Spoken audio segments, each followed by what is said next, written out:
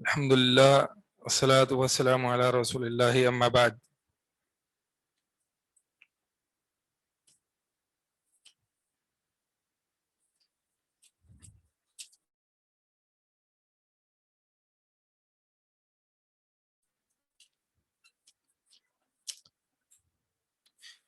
تبرک کا باب چل رہا تھا. باب نمبر کیا ہے؟ من تبرک بشجر او حجر ونحوہما. جی باب نمبر کیا ہے؟ باب نمبر 9. باب نمبر 9. تبرک کے بارے میں ہم نے لاسٹ کلاس میں یہ پڑھا تھا کہ تبرک کا معنی ہے برکت حاصل کرنا، اور برکت کا معنی ہے کسی چیز میں اللہ تعالیٰ نے خیر رکھی ہو اس کو برکت کہتے ہیں. وہ خیر چاہے کوانٹٹی میں ہو چاہے کوالٹی میں ہو. پھر ہم نے یہ پڑھا تھا کہ تبرک کے لیے، تبرک کے جائز ہونے کے لیے 2 شرائط ہیں. کون کون سی ہیں؟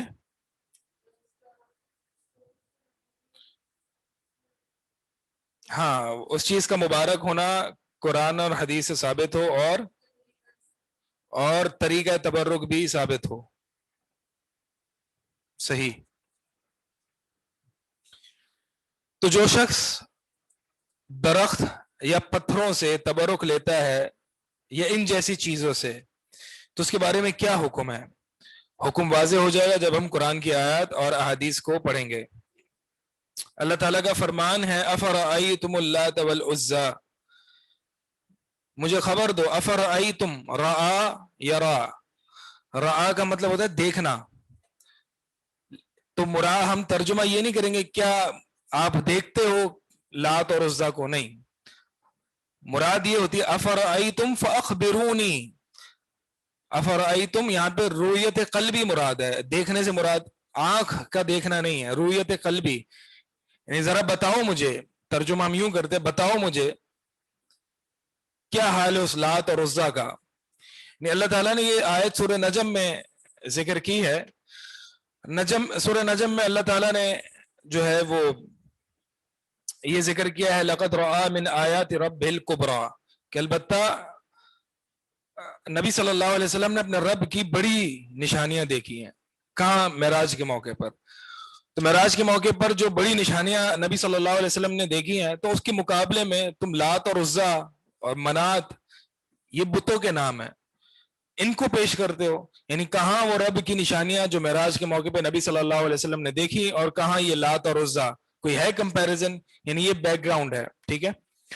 اب مصنف رحمہ اللہ تبرک کے باب میں اس آیت کو کیوں پیش کر رہے ہیں؟ اس سے کیا استدلال، کیا ہے وجہ استدلال، یہ شاہد یا محل استشہاد، باب سے مناسبت کیا ہے؟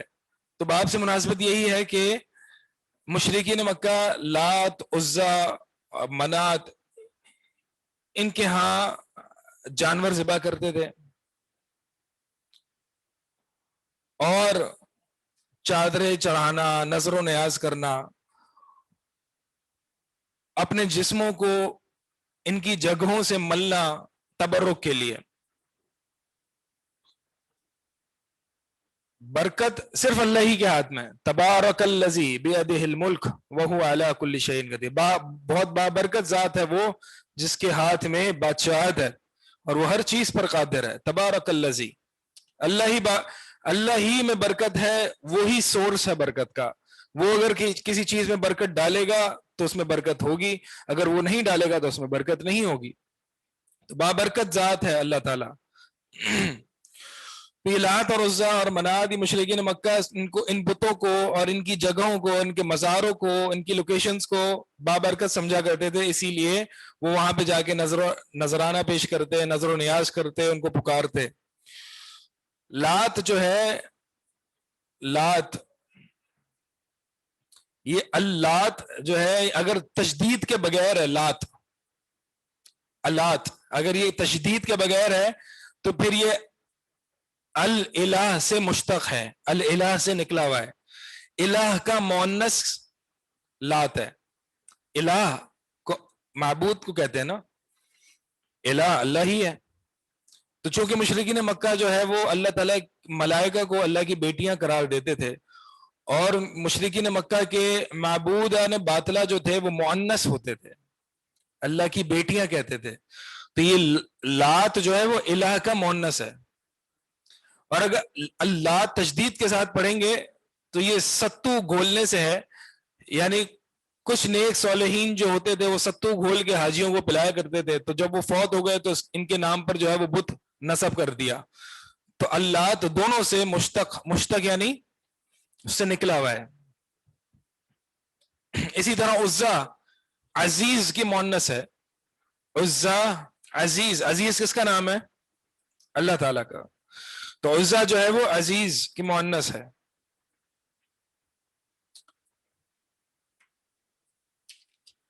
تو وجہ محل استدلال جو ہے وہ یہ ہے کہ یہ بت وغیرہ جو ہے اس میں کوئی برکت نہیں ہے. جو تم پکارتے ہو تمہارا اپنا وہم اور گمان ہے.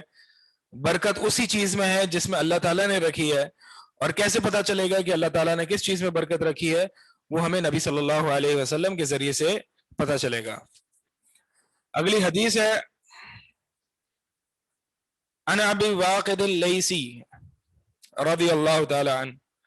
واقد اللیسی صحابی فرماتے ہیں کہ خرجنا مع رسول اللہ صلی اللہ علیہ وسلم الى حنین. ہم رسول اللہ صلی اللہ علیہ وسلم کے ساتھ نکلے حنین کے موقع پر, جنگ حنین.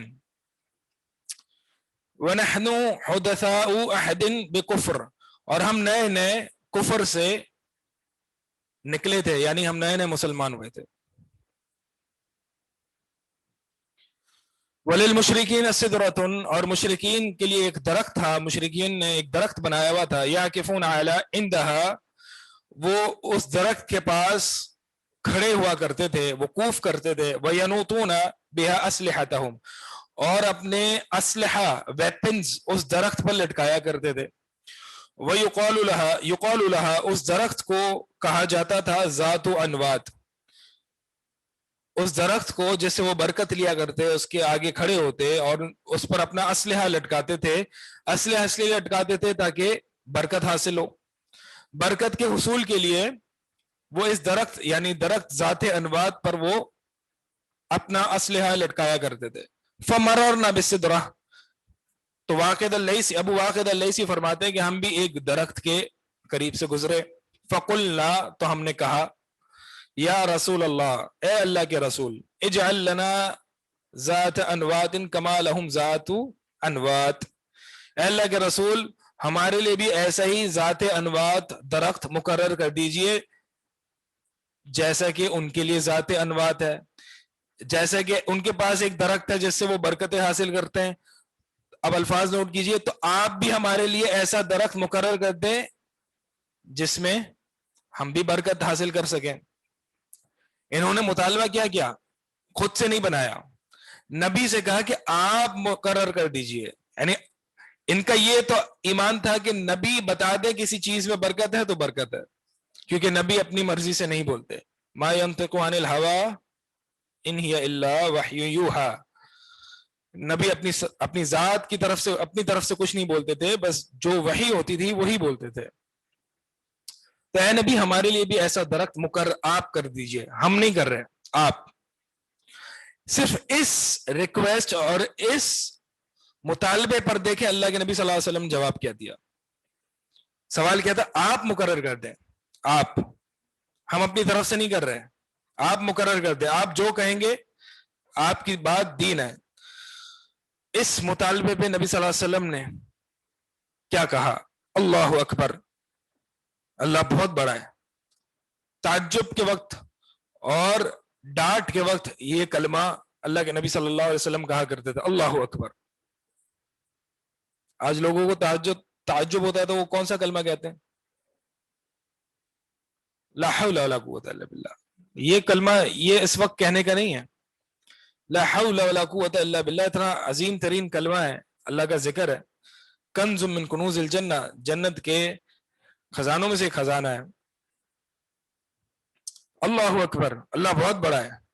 یعنی مجھے جو تعجب ہو رہا ہے تمہاری بات پر, میں جو تمہاری بات کو ایک عجیب جان رہا ہوں, اللہ بہت بڑا ہے, اس سے بہت بلند ہے جو تم نے بات کی ہے. انھا السنن, بے شک یہ تو راستے ہیں, یہ تو راستے ہیں. کیا مطلب؟ یعنی یہ لوگ جو چلتے ہیں شرکیہ راستوں پر, یہ تو وہ راستے ہیں. कुल तुम, बस तुमने वो बात कही, वल्लज़ी नफ्सी बियदिही, वल्लज़ी नफ्सी बियदिही, कमा, अल्लाह की कसम तुमने वो बात की, कमा, जैसे कि क़ालत बनु इसराइल लिमूसा, जैसे कि बनु इसराइल ने मूसा अलैहिस्सलाम से बात की। बनु इसराइल ने मूसा अलैहिस्सलाम से क्या मुतालबा किया था? हाँ, ये आगे आ रहा है। बनु इसराइल ने मूसा अलैहिस्सलाम से मुतालबा किया था, जो कुरान में सूरह आराफ में आयत नंबर 138 में मौजूद है, इजअल लना इलाहन कमा लहुम आलिहा। बनु इसराइल ने मूसा से कहा कि हमारे लिए एक माबूद मुकर्रर कर दीजिए जैसा कि उनके लिए यानी मुशरिकों के लिए माबूद है। मूसा ने कहा क़ाल इन्नकुम क़ौमुन तजहलून, मूसा अलैहिस्सलाम ने कहा कि तुम वो कौम हो जो जाहिल हो, जाहिलों वाला मुतालबा कर रहे हो मुझसे, शिर्क का मुतालबा कर रहे हो। तो अब नबी ने जो नए नए मुसलमान हुए थे उसके मुतालबे को बनु इसराइल के मुतालबे के बिल्कुल इक्वेट किया कि तुमने तो वही बात कही है जो बनु इसराइल ने मूसा से कही, यानी तुम्हारा ये मुतालबा कि अल्लाह के नबी आप ये मुकर्रर कर दीजिए मुबारक दरख्त जिससे हम बरकतें हासिल करें, ये ऐसे ही है जैसे कि तुम ये कह रहे हो कि हमारे लिए कोई माबूद मुकर्रर कर दीजिए जैसे कि इनके लिए माबूद है। इतना शिर्क से दूरी।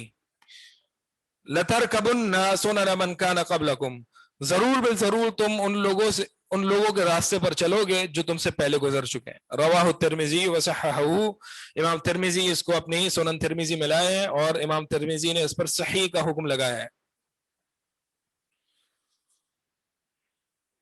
यानी तुम जरूर बिल जरूर पिछले लोगों के तरीके पर चलोगे। पिछले लोग, एक हदीस में आता है नबी सल्लल्लाहु अलैहि वसल्लम फरमाया बिल्कुल एग्जैक्टली फॉलो करोगे तुम कदम ब कदम, हत्ता के एक अगर गो के बिल में, गो एक जानवर है जिसका एक बिल होता है, सुराख नुमा गर होता है, कि हत्ता के वो गो के बिल में भी घुसे तो तुम भी घुस जाओगे। एक और हदीस में आता है कि हत्ता के उन लोगों ने अपनी मां के साथ बदकारी की होगी तो तुम भी करोगे। खुले आम बदकारी की होगी तो तुम भी करोगे।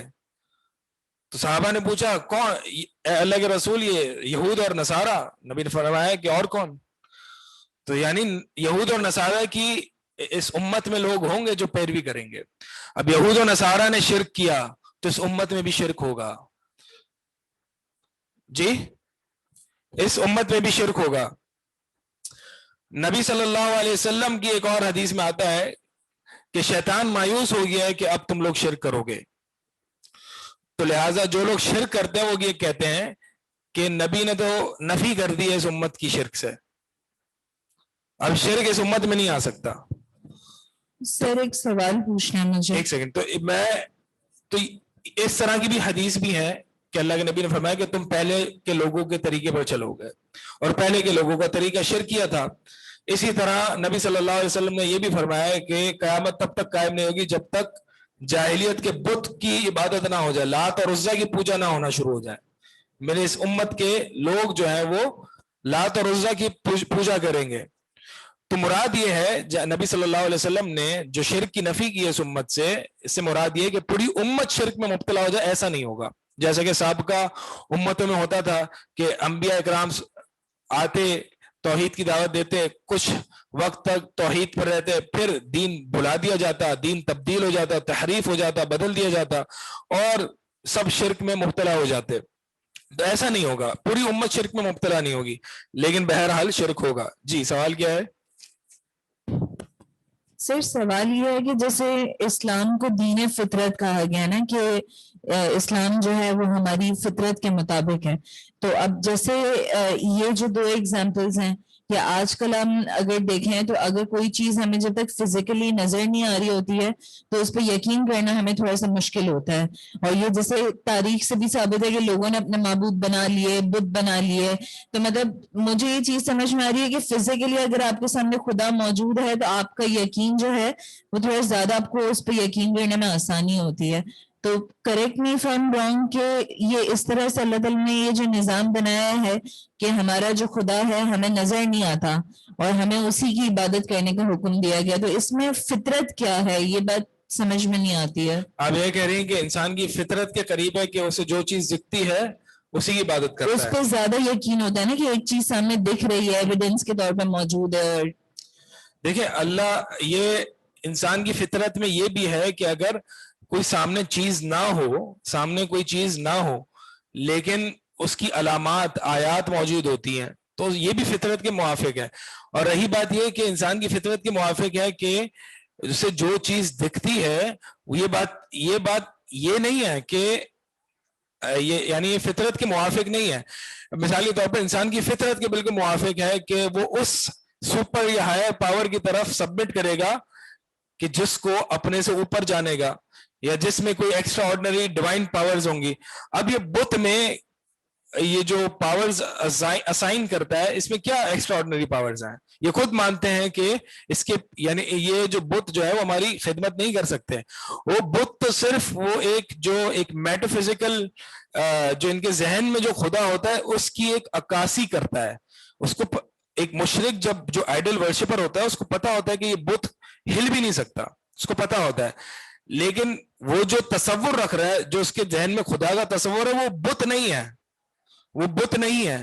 اس کو بس ایک ایسی چیز چاہیے ہوتی ہے کہ وہ سامنے دکھے اور میں اس کی عبادت کروں. لیکن وہ عبادت بت کی نہیں کر رہا ہوتا، عبادت اس بت کے پیچھے جو تصور ہوتا ہے خدا کا، اس بت کو جو خدا بنایا ہوا ہوتا ہے. یعنی ابراہیم علیہ السلام کے بھی بت تھے، جب کعبے سے بت کو خالی کیا تو ابراہیم علیہ السلام اور اسماعیل ان کے بھی بت بنے ہوئے تھے.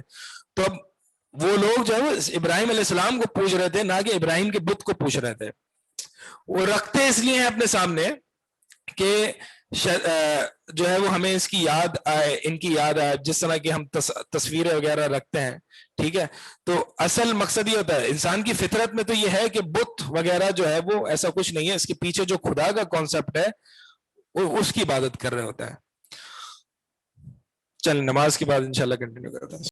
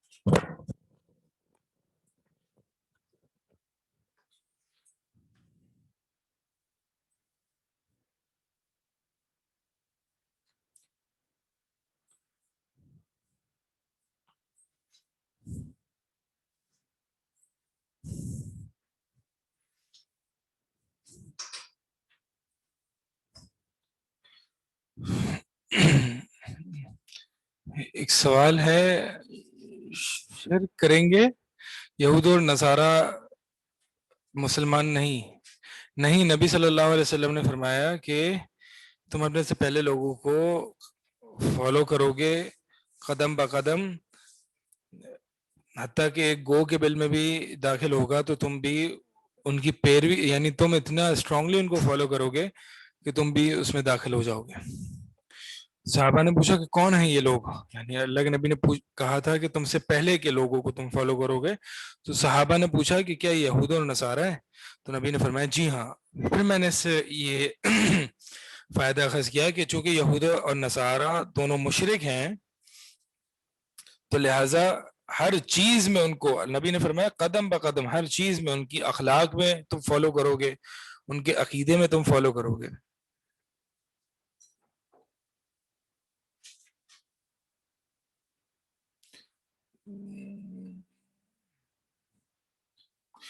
برکت میں عدد اور معیار سے کیا مراد ہے؟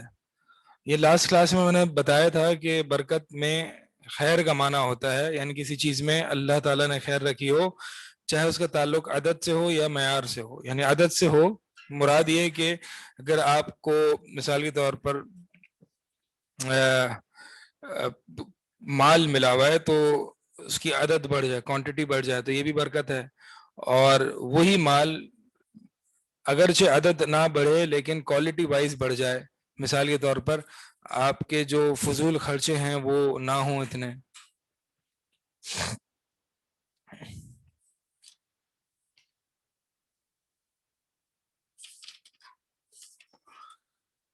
اچھا جناب آگے چلتے ہیں, یہ باب ختم ہو گیا, اگلا باب شروع کرتے ہیں.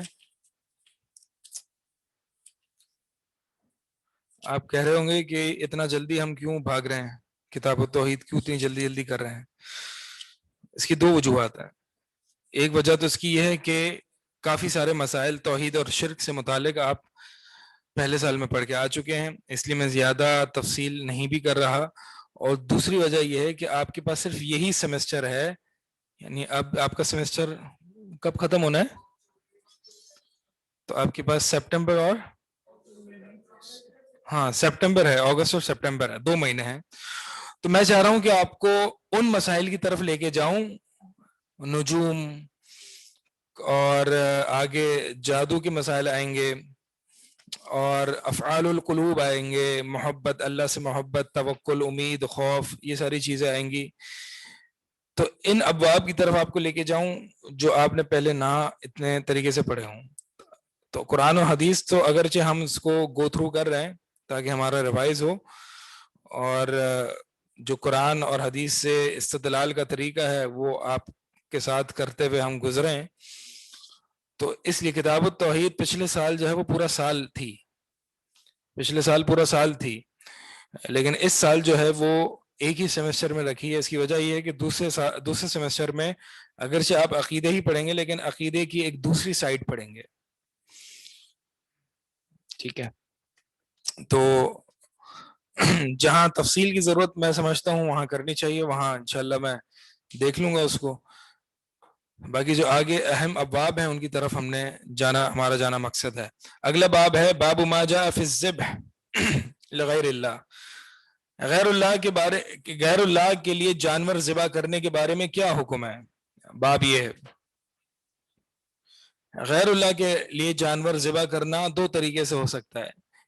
ایک تو مہمان نوازی اور اکرامن کسی کے لیے جانور ذبح کرنا, تو یہ جائز ہے ناجائز ہے؟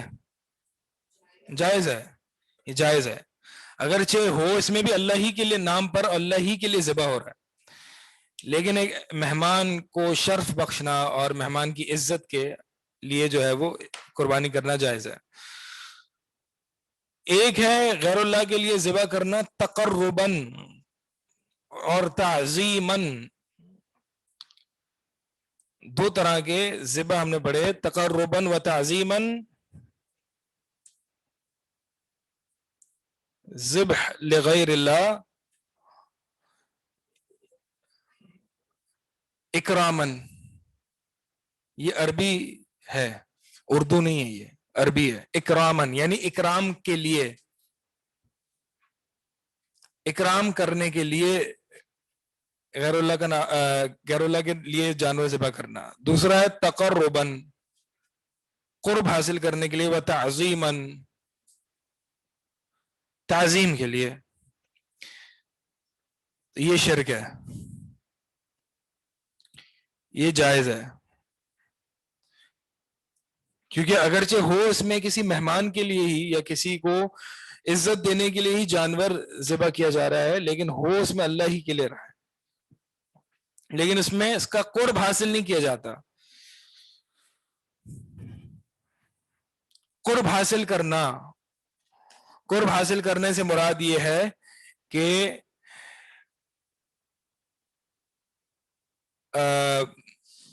وہ جو کہتے ہیں نا کہ ہم بگڑی بن جانا, اس طرح کا قرب. وہ تو مہمان کے لیے بھی جب جانور ذبح کرتے ہیں یا کسی اور کے لیے ذبح کرتے ہیں تو کبھی کبھار قرب اس کا بھی حاصل ہونا چاہیے, یعنی ہم اس کے قریب ہوں, وہ ہمارے قریب ہو, ہماری رشتہ داری مضبوط ہو, ہمارا ریلیشن شپ اچھا ہو, تو یہ بھی اگرچہ قرب ہے, لیکن یہ وہ والا قرب نہیں ہے جس میں جو ہے وہ ما فوق الفطرہ غیبی امداد طلب کی جائے.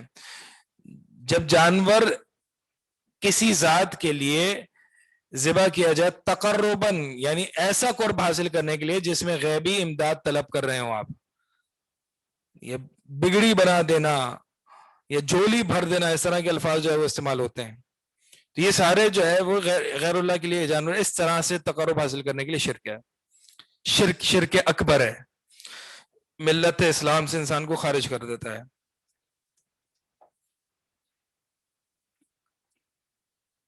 बिगड़ी क्या होता है भाई, क्या होता है बिगड़ी?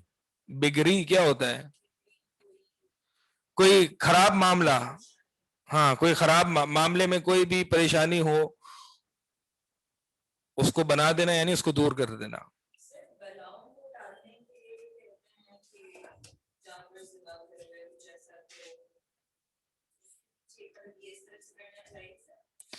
बलाओं को टालने के लिए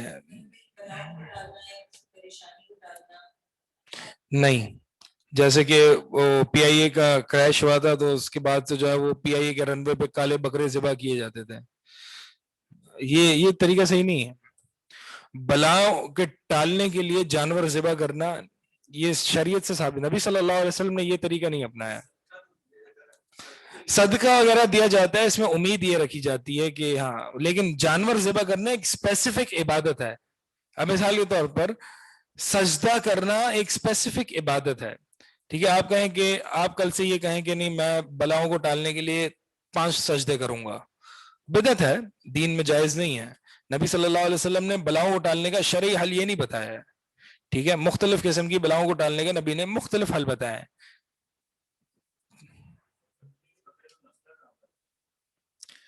ये असल में एक रिवाज बन गया है, रिवाज बन गया है कि मिसाल के तौर पर अगर नया घर लिया है तो सदके का बकरा वो भी काला ज़िबा किया जाए, तो एक रिवाज बन गया है और इसको दीन का हिस्सा समझ लिया गया है, दीन बना लिया गया है कि अगर कोई भी नया काम मैंने शुरू करना है तो उसमें कोई एक्सपेक्टेड परेशानी आने से बचने के लिए एज अ प्रिकॉशनरी मेजर मैं जानवर ज़िबा करूं। ये नबी का तरीका नहीं है, नबी ने तो ऐसे नहीं किया, नबी सल्लल्लाहु अलैहि वसल्लम ने ऐसे नहीं किया। दुआएं मांगी नबी सल्लल्लाहु अलैहि वसल्लम ने, और क्या किया? या बिलाल, ए बिलाल नमाज खड़ी कर, फ़अरहना बिहा, और हमें सुकून पहुंचा।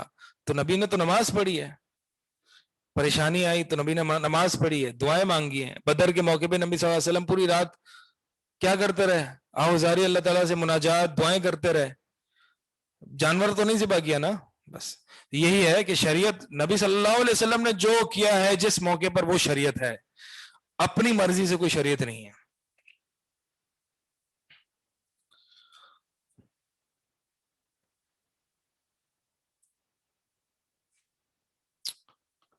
ठीक है, तो गैरुल्लाह के लिए जानवर ज़िबा करना ये इकरामन व तशरीफन भी होता है और तकर्रुबन व ताजीमन, यानी ताजीम इज्जत देना है, मेहमान को भी तो आप इज्जत देते हैं। यहाँ पे जो इज्जत मुराद है, यहाँ पे वो इज्जत मुराद है जो आप जिस इज्जत में खुशू होता है, खौफ होता है, मोहब्बत होती है, तवक्कुल होता है, एतमाद होता है, ये इज्जत सिर्फ अल्लाह ही के लिए जायज है। आगे आयत है अल्लाह ताला का ये फरमान, वक़ौलिल्लाहि ताला कुल इन्ना सलाती व नुसुकी व महयाया व ममाती लिल्लाहि रब्बिल आलमीन। ए नबी आप फरमा दीजिए कि बेशक मेरी नमाज, व नुसुकी मेरी, क्या है ये नुसुक का माना क्या है? कुर्बानी। व नुसुकी व महयाया मेरा जीना, व ममाती मेरा मरना, लिल्लाहि अल्लाह के लिए है, रब्बिल आलमीन जो आलमीन का रब है। अब देखिए इस आयत में जरा कुछ इल्मी फवायद को समझें। कुल इन्ना सलाती, सलात का लुग़वी माना क्या है? दुआ। शरई माना क्या है? जो हम नमाज पढ़ते हैं, ठीक है, जिसकी इब्तिदा तकबीर तहरीमा से और इंतहा तस्लीम से हो, वो ऐसे मखसूस अफ़आल, उसका नाम सलात है। शरई तारीफ है, ये इस्तिलाही तारीफ कह लें, शरई तारीफ कह लें। लुग़वी तारीफ क्या है? दुआ। व नुसुकी, नुसुक की लुगत में कहते हैं इबादत, नुसुक की लुग़वी तारीफ है इबादत, शरई तारीफ है कुर्बानी, ज़िबह, अल्लाह के लिए जानवर ज़िबा करना। अब सवाल ये है, मेरा बताने का मकसद ये है कि अब सवाल ये है कि यहां पर आया कि लुग़वी माना लिया जाए या शरई माना लिया जाए। लुग़वी माना लेंगे तो भी माना तो सही बनेगा, बेशक मेरी दुआएं और मेरी इबादत, اور میرا جینا اور میرا مرنا اللہ کے لیے. ایک اصول سکھا رہا ہوں, بڑا اہم اصول ہے, اس کو یاد رکھیے گا. بہت سارے جو فتنے گمراہیاں جو سوشل میڈیا وغیرہ پہ پھیل رہی ہوتی ہیں, اس کے لیے ایک قاعدہ آپ کے سامنے ذکر کر رہا ہوں کہ جو بھی اٹھ کے قرآن کی تفسیر شروع کر دیتا ہے اور جو بھی اٹھ کے قرآن کے معنی بیان کرنا شروع کر دیتا ہے, تو کس کی معنی؟ تو اس فتنے سے بچنے کے لیے, اس گمراہی سے بچنے کے لیے آپ کے سامنے ایک قاعدہ ذکر کرنا چاہ رہا ہوں. اب جیسے کہ یہاں ان دو معنوں کے لغوی معنی بھی ہے اور شرعی معنی بھی ہے, اسی طرح اور بھی قرآن میں الفاظ ہیں جس کا لغوی معنی بھی ہے اور شرعی معنی بھی ہے. تو اب یہاں پہ ہم قرآن میں کون سا معنی لیں گے, لغوی لیں گے یا شرعی لیں گے؟ کون سا لیں گے؟ شرعی لیں گے. کیوں شرعی کیوں لیں گے؟ قرآن شریعت بتانے کے لیے آیا ہے. تو یہ قاعدہ یاد رکھیں, قرآن میں جتنی بھی اصطلاحات ہیں سب کا بائی ڈیفالٹ اصل شرعی تعریف ہی کی جائے گی, شرعی معنی ہی لیا جائے گا, الا یہ کہ لغوی معنی لینے کی دلیل ہو, الا یہ کہ لغوی معنی لینے کی دلیل ہو.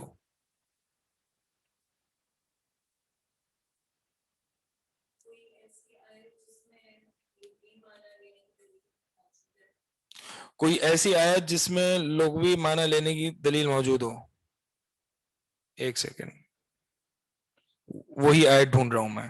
ان الصلاۃ کا سکن لہم, ہاں سورۃ توبہ کی آیت ہے, خذ من اموالہم صدقۃ, اے نبی آپ ان کے مالوں میں سے بطور زکوٰۃ لیجئے, تطہرہم, جو ان کو پاک کرے گا, یعنی صدقہ ان کو پاک کرے گا, وہ تزکیہم, ان کا تزکیہ کرے گا, بہا وصلی علیہم, صلی علیہم, اگر آپ آیت آپ کے سامنے ہو تو یہ ہے وصلی علیہم. آیت نمبر سورۃ توبہ کی آیت نمبر ہے 103, آیت نمبر 103. نبی صلی اللہ علیہ وسلم کو اللہ تعالیٰ نے حکم دیا کہ آپ ان کے مالوں میں سے صدقہ لیں, زکوٰۃ لیں, جو ان کو پاک کرے گا, ان کے مالوں کو پاک کرے گا, ان کے اندر باطن کو پاک کرے گا. اور وصلی علیہم, اب صلاۃ کا میں نے آپ کو بتایا ایک لغوی معنی ہے دعا اور ایک شرعی معنی ہے نماز. اب یہاں پہ آپ نے کہا کہ بائی ڈیفالٹ میں شرعی معنی لوں گا, تو جب میں شرعی معنی لوں گا تو اس کا معنی کیا ہوگا؟ اے نبی, کہ اللہ تعالیٰ فرما رہے ہیں کہ اے نبی آپ ان پر نماز پڑھیں. یہ معنی میں نہیں لے سکتا.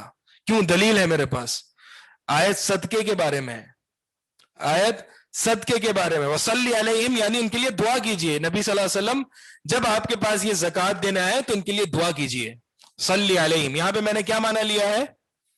لغوی معنی لیا ہے, شرعی معنی نہیں لیا. لغوی معنی لینے کی دلیل ہے میرے پاس. ان صلاتک سکن لہم, کہ آپ کی دعائیں ان کے لیے سکون پیدا کرتی ہیں.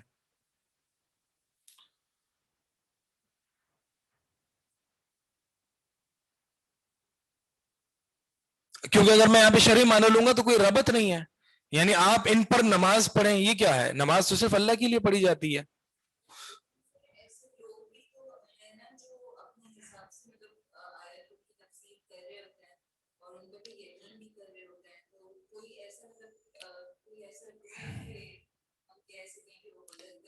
جی میں وہی بتا رہا ہوں, رول, اب اصول کیا ہے, رول یہ ہے کہ قرآن کی تفسیر سب سے پہلے شرعی معنی سے کی جائے گی بائی ڈیفالٹ.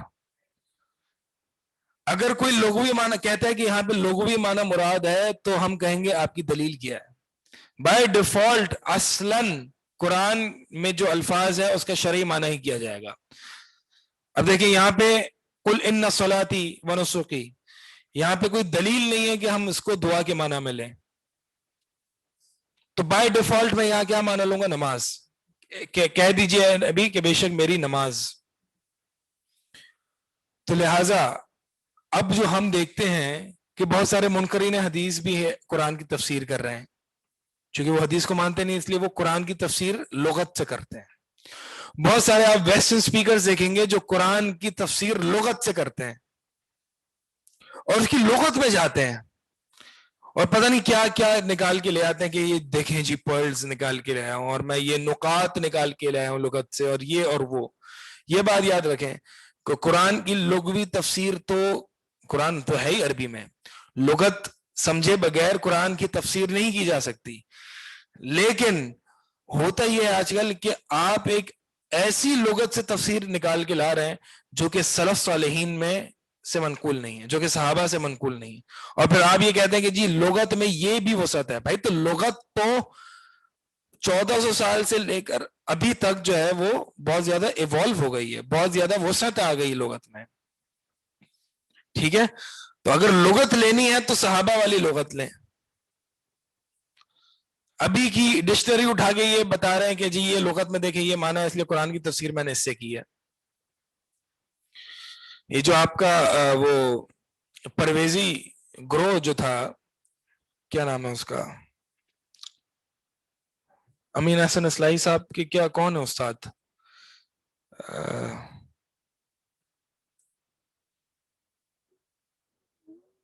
غلام احمد پرویز جی, تو وہ نماز کے قائل نہیں تھے, وہ نماز کے قائل نہیں تھے, نماز کی فرضیت کے قائل نہیں تھے. اب وہ کیا کر, جب جہاں بھی قرآن نماز کا حکم ہے اقیم الصلاۃ نماز قائم کرو, تو اس کو لغت کے معنی میں لیتے تھے. یہ صرف ایک مثال ہے, آپ غامدی صاحب کو سنیں تو وہ بھی یہی باتیں کرتے ہیں. ٹھیک ہے, جتنے اس طرح کے ماڈرنسٹ ہیں جو سن کو چر ہے, نبی صلی اللہ علیہ وسلم کے اقوال سے جن کو چر ہے, جن کو تاریخ کہہ کے رد کر دیا جاتا ہے, جن احادیث کو تاریخ کہہ کے رد کر دیا جاتا ہے, ان میں یہ بیماری آپ بہت زیادہ دیکھیں گے. ان میں یہ بیماری دیکھیں گے کہ وہ قرآن کی تفسیر اس لوگ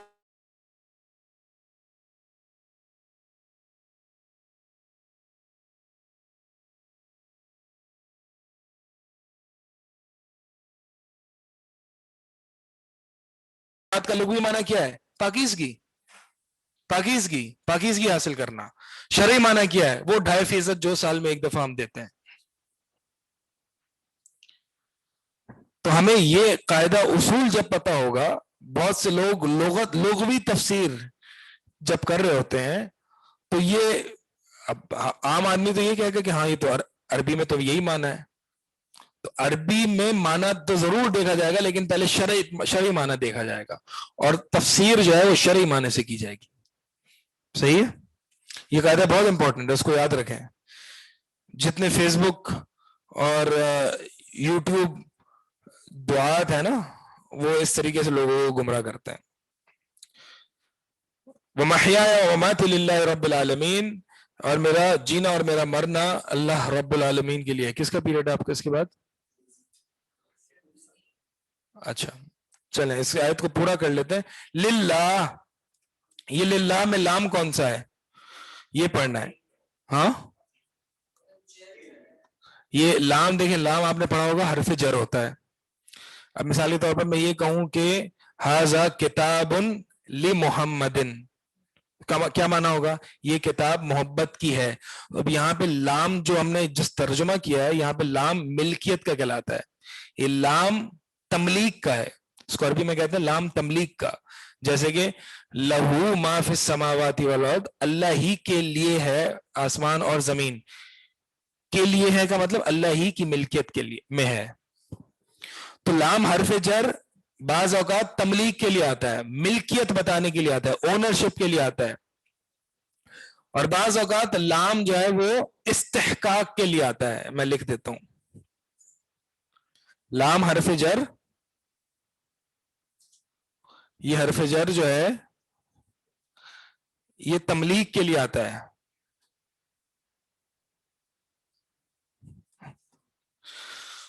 جیسے کہ ھذا کتاب لمحمد, وھذا کتاب لک, یہ کتاب تیرے لیے ہے.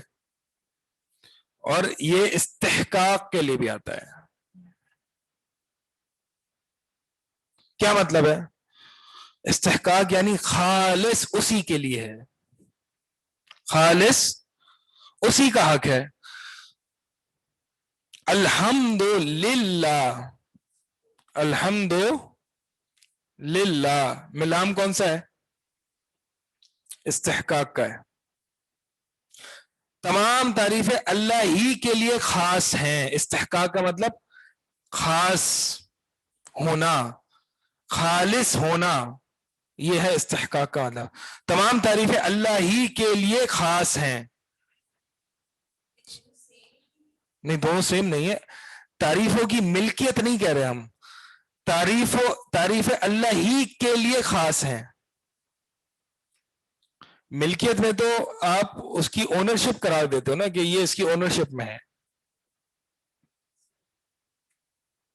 اسی طرح لام فائدے کے لیے بھی آتا ہے, فائدہ بتانے کے لیے کہ ہاذا کتاب لکا, یہ کتاب تیرے لیے ہے. اس کا مطلب یہ نہیں کہ تیرے اونرشپ میں ہے بلکہ تیرے فائدے کے لیے ہے. تو لام فائدے کے لیے بھی آتا ہے, فائدہ بتلانے کے لیے بھی. بہرحال یہاں پہ میں صرف دو ذکر کر رہا ہوں کیونکہ اس آیت میں دونوں چیزوں کا تعلق ہے. آیت کیا ہے؟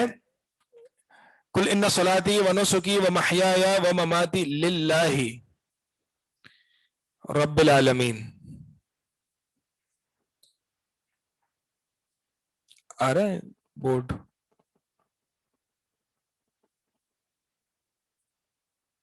صحیح ہے. الصلاۃ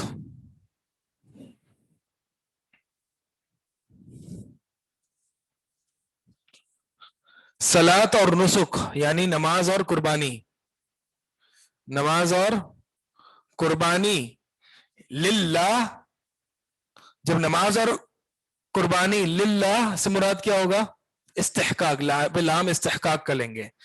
تو جب یہ دونوں مراد لیں گے تو لام استحقاق کا لیں گے, یعنی میری نماز اور قربانی خالص اللہ کے لیے. لیکن جب میں محیایا و مماتی لوں گا تو یہاں پہ لام کون سا ہوگا؟ میرا جینا اور میرا مرنا, میری زندگی اور میری موت. لام کون سا ہوگا یہاں پہ؟ تملیک کا ہوگا. اللہ ہی کی ملکیت میں ہے.